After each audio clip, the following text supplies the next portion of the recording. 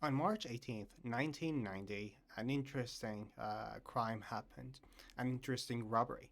And today we're going to read about it and learn some collocations related to crime in English from the context of this story.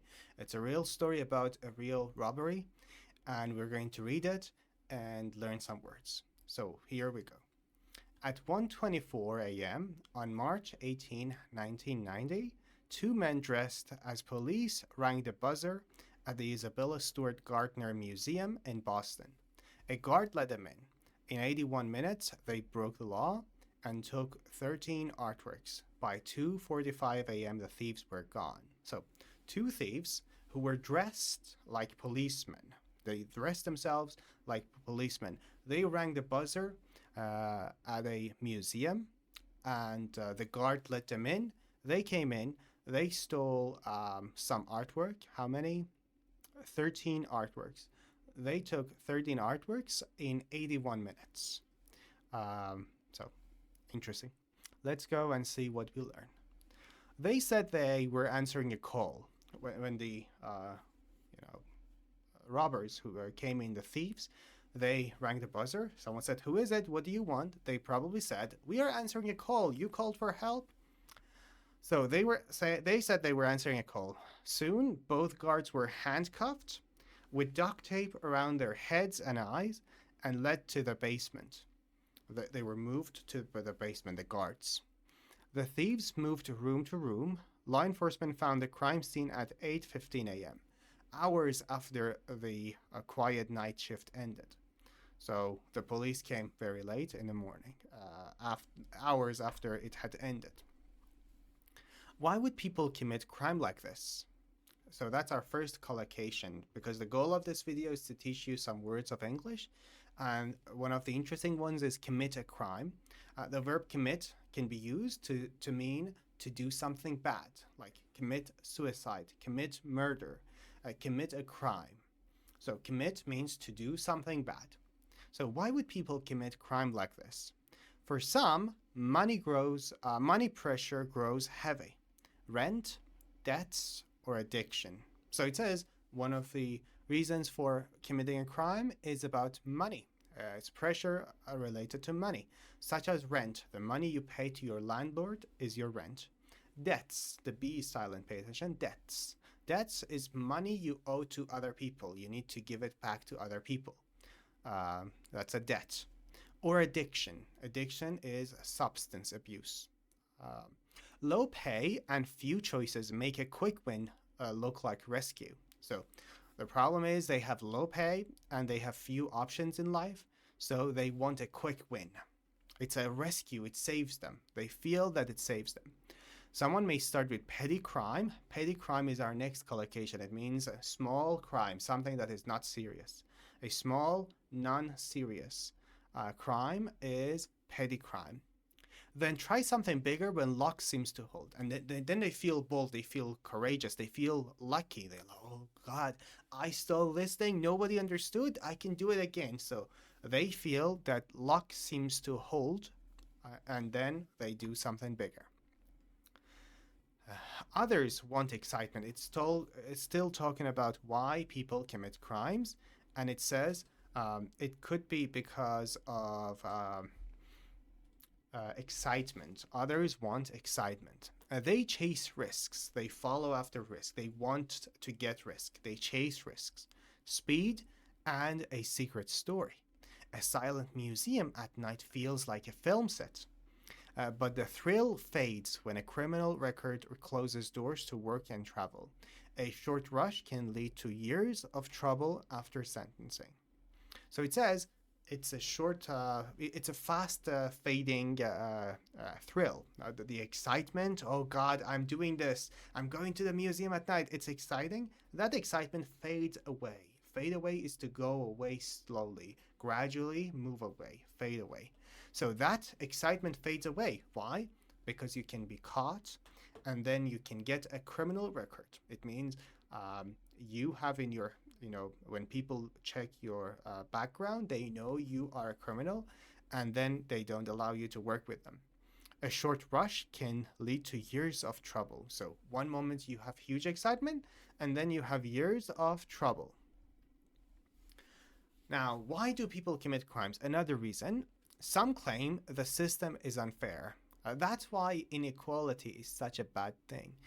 One of the reasons inequality is so bad is when people feel, because of inequality, that the system is rigged, the system is not fair, the world system.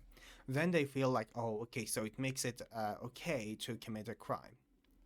They point to rich lawbreakers or company scandals and think rules protect the powerful. That belief can lead to white collar crime or art theft, since the victim seems wealthy and distant. But victims still lose and trusts break. So it says it is no justification to commit a crime. Okay, the system might be rigged, but don't do it. That belief can lead to white collar. So, white collar, what is white collar? There is blue collar and white collar employees. White collar employees are those who do administrative things, they sit behind desks, and blue collar employees are those who need to use their hands and bodies to move things, to do things. And white collar basically means more administrative, more related to company offices. So, white collar crime is crime related to companies.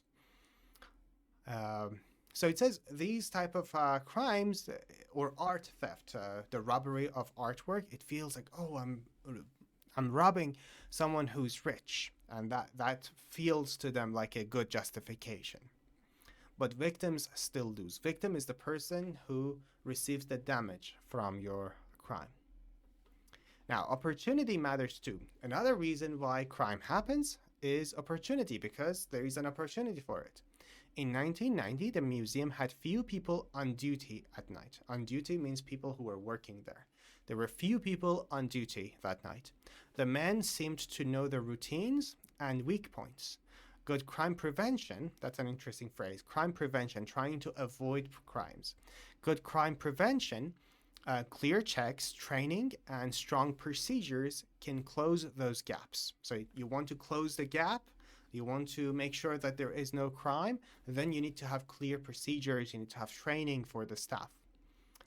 So a person cannot simply walk through an open door. So you don't want someone to just walk through an open door and rob everything. You need to have training and procedures. You need to make sure that the criminal doesn't have an opportunity.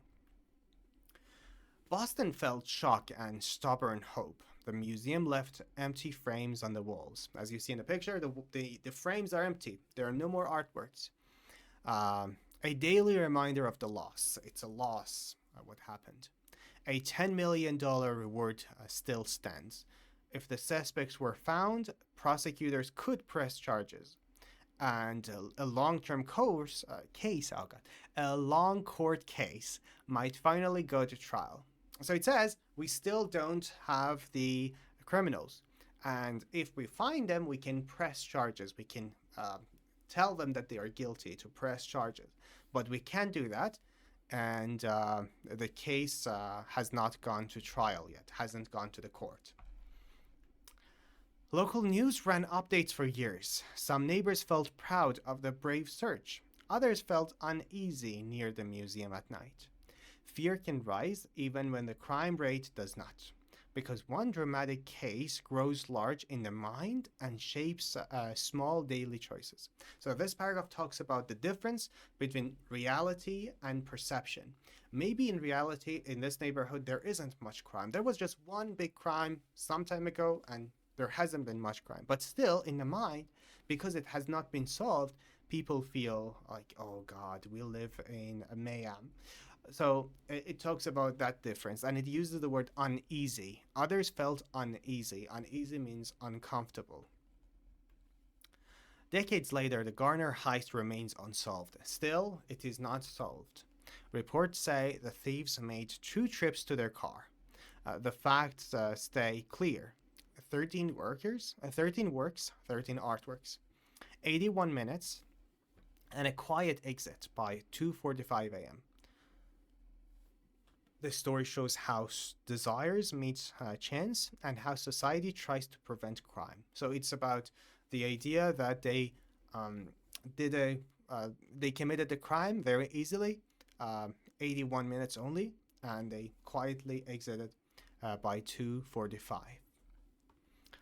All right, so here are the collocations we learned related to crime. First, commit a crime. As I said, commit is to do something bad, something illegal. Break the law. It's committing a crime, breaking the law. Next one, petty crime. Petty crime is small, less serious crime.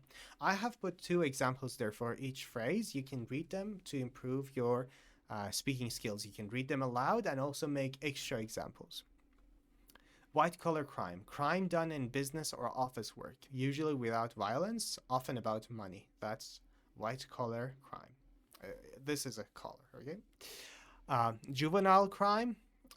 Crime done by young people under 18 is juvenile crime. Victim of a crime is the person or group hurt by the crime. Fighting a crime and preventing a crime. Those are all collocations related to crime. So I hope you enjoyed the video. I hope you enjoyed the story. And I also hope that you learned the phrases. So have a good day.